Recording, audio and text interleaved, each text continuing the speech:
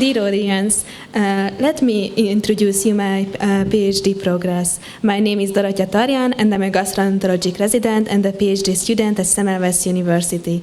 My vision is to contribute to clearer guidelines. For that, I have three specific goals. The first one is to identify early predictors for infected necrosis in acute pancreatitis. This is a systematic review and a meta-analysis. The second one is investigating the safety and effectiveness of cholecystectomy in pregnant women with acute pancreatitis.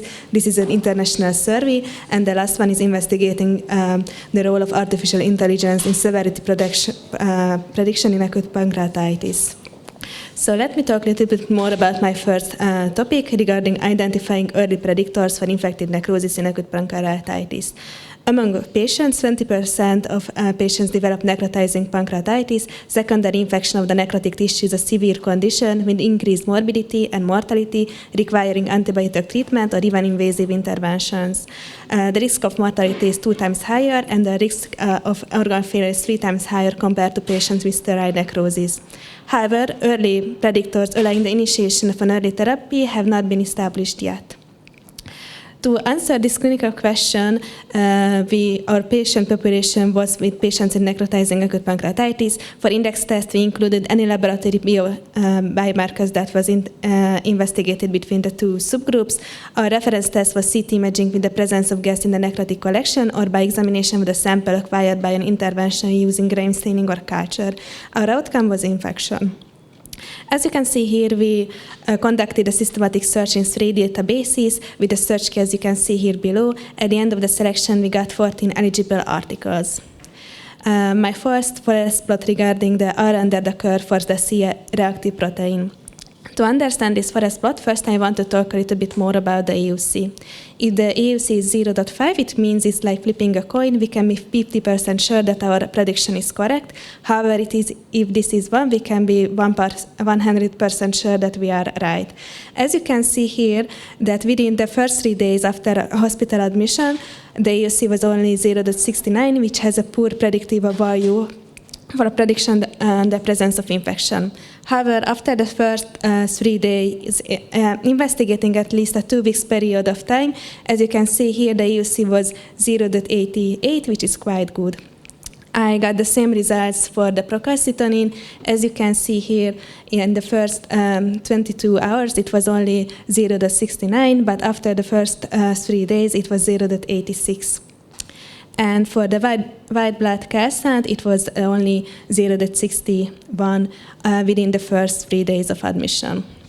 So the strength of my meta-analysis, that this is the first one which includes a subgroup analysis based on different time intervals, and in the subgroups there was no significant heterogeneity. However, there are some limitations. There was only a small number of observational studies that we can include, and the enrolled patients varied in terms of onset of the disease and the severity.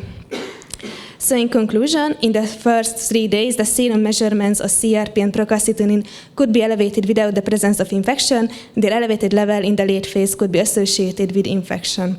So in case they stay persistently high, antibiotic treatment can maybe be recommended, but we need more studies to investigate their role. It was accepted and was published last weekend. So my second topic is regarding investigating the safety and effectiveness of cholecystectomy in pregnant women with acute pancreatitis. This is an international survey. The most cases in pregnancy due to biliary pancreatitis are mild, resolving within 20%. Yes. That the 20% of the cases will be severe. The most common cause is cholelithiasis. It has a relatively high recurrence rate of 70% compared to the general population. We know from randomized control trials that index cholecystectomy can be recommended in case of a mild biliary pancreatitis to prevent further hospitalizations due to acute pancreatitis, cholecystitis, or cholangitis. However, there are no recommendations in case of pregnant women. So we wanted to answer this clinical question that should we prefer cholecystectomy after acute pancreatitis during pregnancy? For our outcome, we wanted to evaluate the safety to investigate the fetal mortality and fetal loss. And for effectiveness, we wanted to see if how the readmission rates will change in the different subgroups. As you can see, for the international review, we have some preliminary results. As you can see in the first row, the patients who underwent who didn't underwent cholecystectomy during their pregnancy, their readmission rate was 28%. However, if the pregnant patients had cholecystectomy during pregnancy, there was no readmission. As you can see here, the safety analysis, it was quite the same in regard to preterm births and the need for neonatal intensive care unit, and it was even the same for intraoperative complications and postoperative complications. So in conclusion, cholecystectomy prevents the recurrence of acute pancreatitis and other biliary complications. There was no difference in the intra- and postoperative complications during and after pregnancy. So my third topic is a perspective article with case reports. Its title is Acute Pancreatitis Severity Prediction. It's time to use artificial intelligence. The clinical course of acute pancreatitis can be variable depending on the severity of the disease, so it is crucial to predict the probability of organ failure to initiate early adequate treatment. For this, we have three options. The first one is the use of univariate biomarkers, but they have a low accuracy, so we cannot use them in clinical settings. The second one is the use of multivariate scores, which uses multiple biomarkers which are not measured in the daily routine, or they need more than 1 day to be able to complete. And there is the artificial intelligence, which can detect complex nonlinear relationships between disease outcomes and biochemical markers. The EasyApp is a web-based application which uses multiple continuous variables, and it gives us a risk score between 0 and 1 while explaining the machine learning model. We can use it at the time of the admission, and since it uses continuous variables, there is no information loss. It was also published in the Journal of Clinical Medicine. So for the overview of my project, the first one got published this weekend.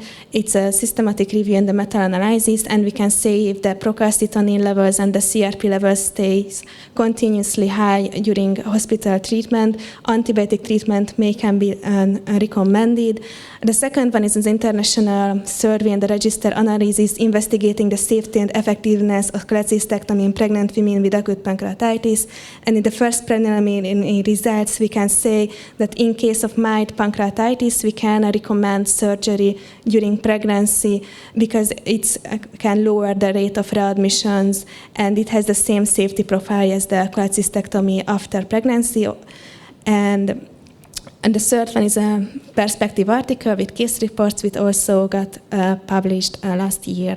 So I would like to thank you for your attention, and let me finish with a quote that research is formalized curiosity. Thank you for your attention. I just want to make one appointment that regarding the still unpublished results, you should be accurate. It's about the acute mild pancreatitis. It's not in the project title, but it should be. Because if the pancreatitis is moderate or severe, please do not do operation in the first 6 months. So, the pregnancy is a little bit longer than 6 months, but I think these results are true for mild acute pancreatitis. Yes, this is but I should maybe it's better to put in the title.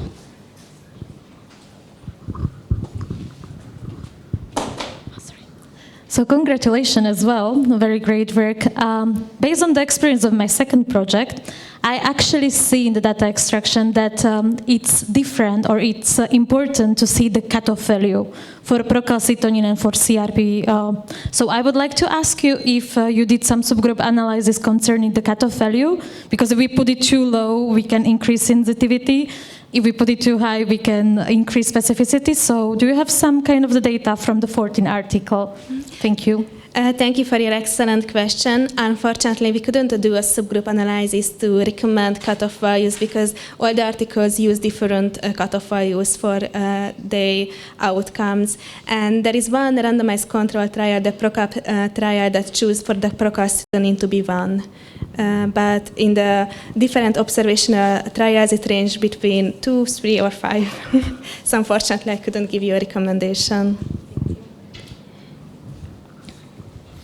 So what is your advice when to start antibiotic after third day, if procalcitonin is still on the rising phase, or just stay with the CRP? What is your suggestion?